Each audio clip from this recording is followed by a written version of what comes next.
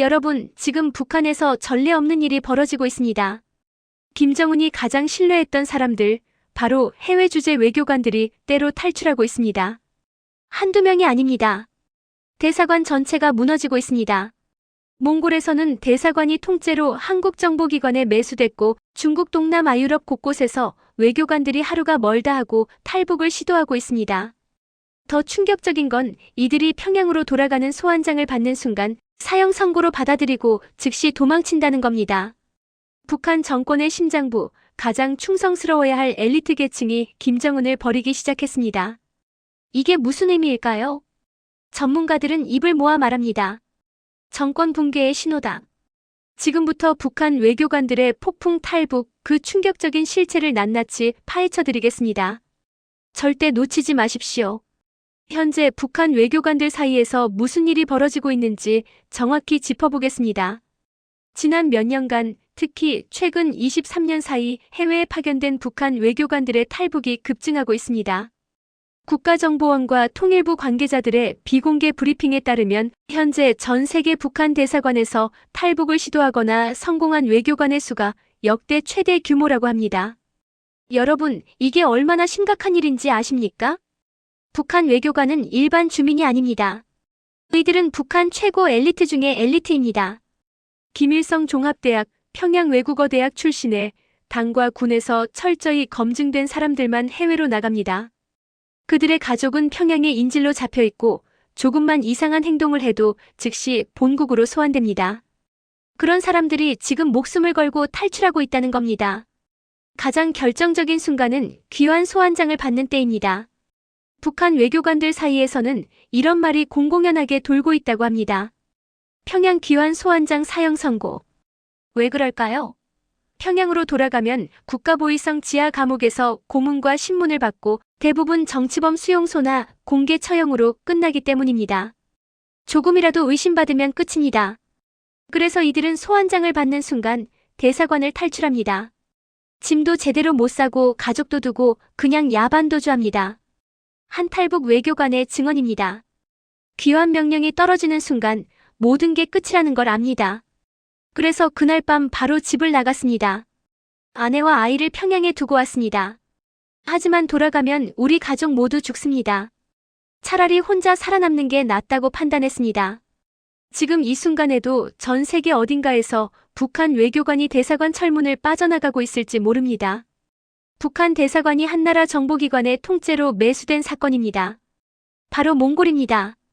2023년 몽골 울란바토르 주재 북한 대사관에서 전례 없는 일이 벌어졌습니다. 대사관 직원 대부분이 한국 국가정보원과 접촉해 정보를 넘기기 시작한 겁니다. 처음엔 한두 명이었습니다. 하지만 곧 대사, 참사관, 영사, 행정직원까지 줄줄이 포섭됐습니다. 대사관이 사실상 한국정보 전초기지가 된 겁니다. 왜 이런 일이 벌어졌을까요? 답은 간단합니다. 돈입니다. 북한 정권은 해외 대사관의 운영비를 거의 보내지 않습니다. 오히려 외교관들에게 현지에서 돈을 벌어 평양에 상납하라고 압박합니다. 밀수, 위조 집회, 마약 거래까지 서슴지 않습니다. 하지만 국제사회 제재가 강화되면서 외교관들은 더 이상 돈을 벌 수 없게 됐습니다. 월급도 나오지 않고 식비도 없습니다. 자녀 학비도 못 냅니다. 몽골 대사관 외교관들은 극도의 생활고에 시달렸고 결국 정보 판매를 선택했습니다. 북한 내부정보 김정은, 동양, 핵개발 계획 등을 한국 정보기관에 넘기고 돈을 받았습니다. 하지만 이것도 오래 갈 수 없었습니다. 평양에서 감찰단이 나온다는 정보가 들렸고 외교관들은 일제히 탈북을 결심했습니다. 결국 몽골 대사관은 사실상 붕괴됐습니다. 대사관 건물은 남아있지만 사람은 거의 없습니다. 국정원 관계자는 이렇게 말했습니다. 몽골 사건은 북한 외교망 붕괴의 상징입니다. 돈이 끊기면 충성심도 끊어집니다. 북한 외교관들은 더 이상 김정은을 위해 일하지 않습니다. 여러분, 이게 끝이 아닙니다. 몽골은 시작에 불과합니다. 세 번째 챕터입니다. 지금 전 세계 곳곳에서 북한 외교관들이 탈출하고 있습니다. 먼저 중국입니다. 중국은 북한 외교관들이 가장 많이 주재하는 나라입니다. 하지만 동시에 가장 탈출하기 어려운 곳이기도 합니다. 중국 공안은 탈북자를 체포하면 즉시 북한으로 송환합니다. 그럼에도 불구하고 중국에서 탈북을 시도하는 외교관들이 끊이지 않습니다. 베이징, 선양, 단둥, 상하이 등지에서 외교관, 가족들이 심야의 대사관을 몰래 빠져나가 한국 공관으로 도주하는 일이 빈번하게 발생하고 있습니다. 성공률은 낮습니다. 하지만 시도는 계속되고 있습니다. 그만큼 절박하다는 뜻입니다. 다음은 동남아시아입니다. 태국, 베트남, 라오스, 미얀마 등 동남아 국가들은 북한 외교관들의 탈출 루트로 유명합니다. 이 지역 정부들은 중국만큼 탈북자를 강력하게 단속하지 않습니다. 지난해 태국에서는 북한 외교관 가족 전체가 한국 대사관에 망명 신청을 했습니다. 베트남에서는 북한 식당 종업원들이 집단 탈북했습니다. 라오스에서는 북한 건설 노동자 관리 책임자가 돈을 들고 탈출했습니다. 유럽은 어떨까요? 이탈리아, 영국, 독일, 스위스 등 유럽 주재 북한 외교관들도 탈북 행렬에 합류하고 있습니다. 특히 영국에서는 북한 외교관이 공개적으로 김정은 정권을 반대한다고 선언하고 망명을 신청한 사례도 있습니다. 아프리카와 중동도 예외가 아닙니다. 케냐, 우간다, 이집트, 쿠웨이트 등지에서도 북한 외교관 탈북 소식이 잇따르고 있습니다. 한 정부 관계자는 이렇게 말했습니다. 현재 북한 외교관 탈북은 전 세계적 현상입니다. 지역과 국가를 가리지 않습니다. 거의 하루 걸러 한 명씩 탈북 상담이 들어옵니다. 우리가 공개하지 않아서 그렇지 이미 한국에 입국한 외교관만 수십 명입니다. 여러분, 지금 북한 외교망이 실시간으로 무너지고 있습니다. 도대체 왜 이런 일이 벌어지는 걸까요? 북한 외교관들이 김정은을 버리는 이유, 크게 세 가지입니다. 첫 번째, 극심한 생활고입니다. 앞서 말씀드렸듯이 북한은 해외 대사관의 운영비를 거의 보내지 않습니다. 외교관들은 월급도 제대로 못 받습니다. 한 탈북 외교관의 증언입니다. 평양에서는 우리가 해외에서 화려하게 산다고 생각합니다. 하지만 현실은 정반대입니다. 아침에 빵 한 조각, 점심에 컵라면 하나로 버팁니다. 아이들 학용품도 못 사줍니다. 옷도 몇 년째 같은 걸 입습니다. 이게 외교관의 삶입니다. 더 큰 문제는 상납입니다. 북한 외교관들은 매달 일정 금액을 평양에 송금해야 합니다. 못 보내면 가족이 위험해집니다. 그래서 밀수, 밀거래, 심지어 범죄까지 저지릅니다. 하지만 국제 제재가 강화되면서 돈 벌 방법이 사라졌습니다. 외교관들은 벼랑 끝에 몰렸습니다. 두 번째, 국가보위성의 감시와 탄압 강화입니다. 김정은은 외교관들을 믿지 않습니다. 그래서 대사관마다 국가보위성 요원을 파견해 24시간 감시합니다. 외교관들은 현지인과 자유롭게 대화할 수 없습니다. 인터넷 사용도 제한됩니다.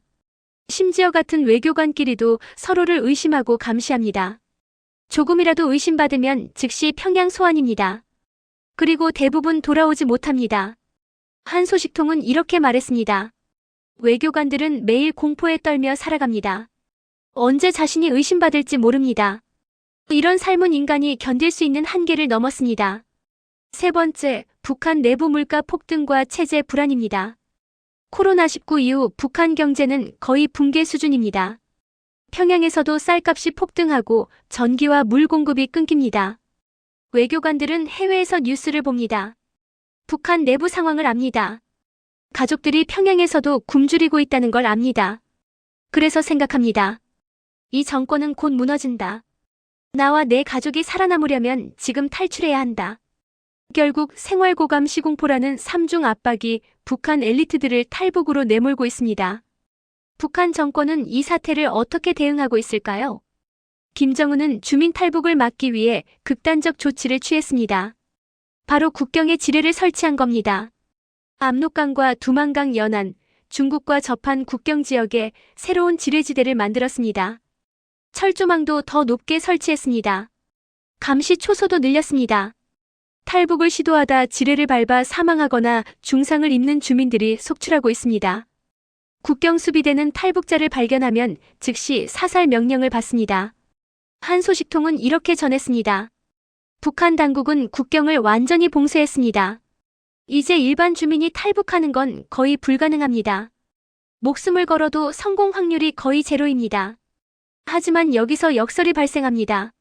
일반 주민은 탈북할 수 없는데 해외 엘리트들은 계속 탈출하고 있다는 겁니다. 왜 그럴까요? 일반 주민은 국경을 넘어야 합니다. 하지만 외교관들은 이미 해외에 있습니다. 비행기 타고 한국이나 제3국으로 가면 됩니다.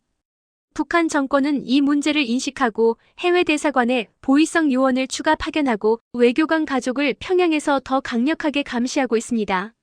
하지만 소용없습니다. 외교관들은 가족을 포기하는 한이 있어도 살아남겠다는 각오로 탈출합니다. 한 전문가는 이렇게 분석했습니다. 북한은 지금 내부와 외부를 동시에 통제하려 하지만 실패하고 있습니다. 주민은 물리적으로 가둘 수 있지만 해외 엘리트들의 마음까지는 가둘 수 없습니다. 이미 그들은 체제를 떠났습니다. 북한 정권의 통제력이 한계에 도달했습니다. 마지막 6번째 챕터입니다. 전문가들은 이 상황을 어떻게 보고 있을까요? 북한 문제 전문가들은 한 목소리로 경고합니다. 김정은 체제가 내부로부터 붕괴하고 있다. 이화여대 북한학과 교수의 분석입니다. 역사적으로 독재 정권이 무너질 때 공통점이 있습니다. 엘리트 계층의 이탈입니다. 소련 붕괴 직전 KGB 요원들이 서방으로 망명했습니다. 동독 붕괴 직전 슈타지 요원들이 탈출했습니다. 지금 북한도 똑같은 길을 가고 있습니다. 국가정보원 출신 안보 전문가는 이렇게 말했습니다. 외교관은 북한 정권의 눈과 귀입니다. 그들이 도망친다는 건 정권이 더 이상 제 기능을 못한다는 뜻입니다. 외교망이 무너지면 국제정보도 끊기고 자금줄도 끊깁니다. 김정은 정권은 고립됩니다. 탈북민 출신 통일 전문가의 증언입니다. 북한에서 외교관 탈북 소식은 엄청난 충격입니다. 일반 주민들도 압니다. 엘리트들도 도망간다는 걸. 이게 체제 불신으로 이어집니다. 김정은에 대한 충성심이 급속히 무너지고 있습니다. 그렇다면 앞으로 어떻게 될까요? 전문가들은 3가지 시나리오를 제시합니다. 시나리오 1, 외교관 탈북이 계속 증가하면서 북한 외교망이 완전히 붕괴한다. 이미 일부 국가에서는 북한 대사관이 사실상 폐쇄됐습니다. 이 추세가 계속되면 북한은 국제사회에서 완전히 고립됩니다. 시나리오 2, 김정은이 외교관 가족에 대한 보복을 강화하면서 단기적으로 탈북을 막는다. 하지만 이것도 한계가 있습니다. 공포 통치는 장기적으로 지속될 수 없습니다. 엘리트 계층의 불만이 임계점에 도달하면 김정은을 제거하려는 시도가 나올 수 있습니다. 물론 이 모든 시나리오는 가능성일 뿐입니다. 하지만 한 가지는 분명합니다. 김정은 체제는 지금 심각한 위기에 처해 있습니다. 한 정보기관 관계자는 이렇게 말했습니다. 우리는 지금 역사적 순간을 목격하고 있습니다. 북한 정권이 내부로부터 균열되고 있습니다. 외교관 탈북은 그 균열의 가장 눈에 보이는 증거입니다. 앞으로 몇 년 안에 큰 변화가 올 겁니다. 여러분, 북한 외교관들의 폭풍 탈북은 단순한 개인의 선택이 아닙니다. 이것은 김정은 정권의 종말을 알리는 신호탄일 수 있습니다. 우리는 역사의 전환점에 서 있습니다. 한반도의 미래가 지금 이 순간 결정되고 있습니다. 여러분, 계속 주목해 주십시오. 우리는 계속 이 상황을 추적 보도하겠습니다. 지금까지 북한 외교관 대탈출의 충격적인 실체를 낱낱이 파헤쳐봤습니다. 요약하면 이렇습니다. 전 세계 북한 외교관들이 전례 없는 규모로 탈북 중. 몽골 대사관은 통째로 매수되어 붕괴. 중국 동남아 유럽 등 전 지역에서 탈북 러시 발생. 극심한 생활고와 감시, 공포가 원인. 북한은 국경지뢰 설치로 대응하지만 효과 없음. 전문가들 김정은 체제 붕괴의 신호로 평가. 김정은이 가장 믿었던 사람들이 등을 돌리고 있습니다. 이것이 의미하는 바를 우리 모두 심각하게 받아들여야 합니다. 한반도의 미래, 우리의 안보와 직결된 문제입니다. 여러분의 관심과 주목이 필요합니다. 그렇게 하려면 여러분의 구독과 좋아요 부탁드립니다. 저희는 계속해서 이 상황을 추적하고 보도하겠습니다. 시청해주셔서 감사합니다.